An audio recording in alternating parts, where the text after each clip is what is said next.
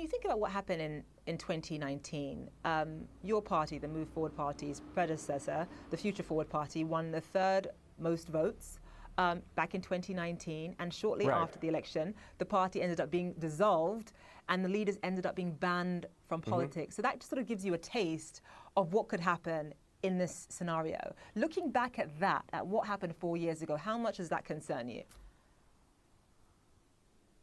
I'm not worried, but I'm not careless as well. I mean, I've been in politics in Thailand for the past 20 years, started from a very junior position, so I can see the brutality of politics all around the world, not just Thailand.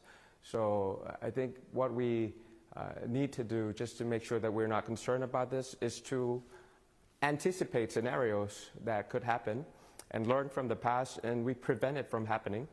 I have a strong legal team. I have a strong practices just to make sure that we don't give out any easy targets for party dissolution once again, or to get me out of my authority for no reasons. Yes, there's professional and personal attacks against me, but I have prepared in the past in order to clarify and explain and making sure I have a strong legal basis for anything that comes my way to the government house. So these elections, of course, were monumental, just in terms of the number of young people, the sheer number of young people coming out and showing their sort of ardent opposition to military rule. With that responsibility, just walk us through some of your policy priorities for Thailand over the next sort of 4 to 5 years.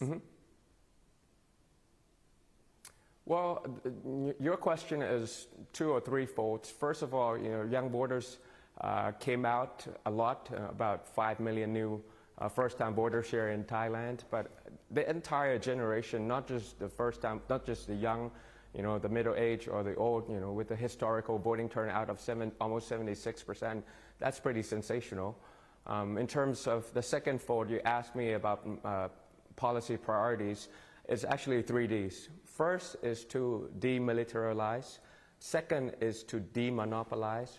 And third is to decentralize Thailand. I think with the 3-pronged approach, that's the only way that we can fully democratize Thailand and make sure that Thailand is back to business. Thailand is back on the global arena, making sure that the country is contributing as well as benefiting by the new definition of globalization. All right, Mr. Pita, thank you so much for being with us, and best of luck as your party moves forward and forms a coalition. Thank you so much for having me. Of course, you're very